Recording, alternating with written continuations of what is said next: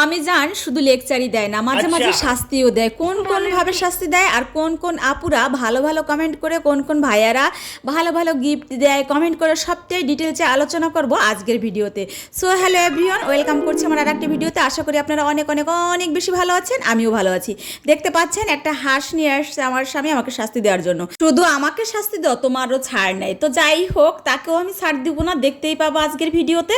সকালবেলায় আমি বিছানাটা একটু গুছগাছ করে নিচ্ছি, আর ডিপ কালারের বিছানার চাদরটাই আমি সাধারণত সবসময়ই এই সময়ে যখন বাচ্চা ছোট থাকে তখন আমি চুজ করে থাকি। কিন্তু ডিপ কালারের বিছানা চাদর আমার খুব একটা ভালো লাগে না। এরপরে ওরা যখন বড় হয়ে যাবে তখন আবার একটু হোয়াইট কালারের ভিতর রাখার চেষ্টা করব।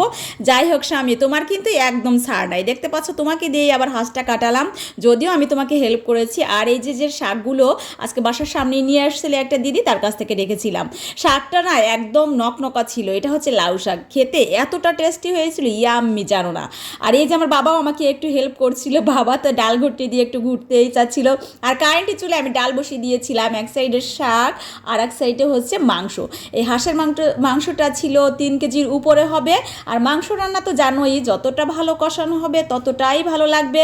এক একজন এক একভাবে সাধারণত রান্না করে থাকেন। একই জিনিস মানে এক একজনে এক এক রকম রান্না করে। রান্না যে যেভাবেই করুক না কেন, খেতে ভালো হলেই সেটাই আনাম। তো আমার যে সমস্ত আপুরা আমাকে এত ভালো ভালো কমেন্ট করে, সবগুলোই আমি স্ক্রিনে দেখিয়ে দিচ্ছি, তোমরাও দেখে না। আর এই ভাইটা সবসময় ওকে স্টার দিয়ে অনেক অনেক ভালোবাসা দিয়ে থাকে। চাইলে তোমরা ওই ভাইয়ের সাথে যুক্ত হতে পারো। সমস্ত আপুরা ভাইয়ারা আমাকে এত ভালোবাসা দিয়ে আমার সাথে থাকেন, পাশে থাকেন, তাদেরকে অসংখ্য অসংখ্য অসংখ্য ধন্যবাদ। আর যারা ভিডিওটি এই অবধি পর্যন্ত দেখেছো তাদেরকে অনেক অনেক ভালোবাসা। তো যাই হোক, জানি না ভিডিও কেমন হয়, আপনারা সবসময় আমার ভিডিও দেখেন। আর আমরা যারা ভিডিও মেক করি তারা তো সবসময় ভাবি আমার ভিডিওই ভালো, আমার ভিডিওটা আমি নিশ্চয়ই ভালো বলেই আপলোড করেছি। যারা অডিয়েন্স আছে তাদের দেখে ভালো লাগতে হবে, তাই না? তারাই যদি পছন্দ করে ভালোবাসে, এইটাই হচ্ছে আমাদের ভালো লাগা। তো যাই হোক, এত ভালোবাসো তোমরা, আমিও তোমাদেরকে অনেক অনেক ভালোবাসার চেষ্টা করি, সবসময় তোমাদের পাশে থাকার চেষ্টা করি।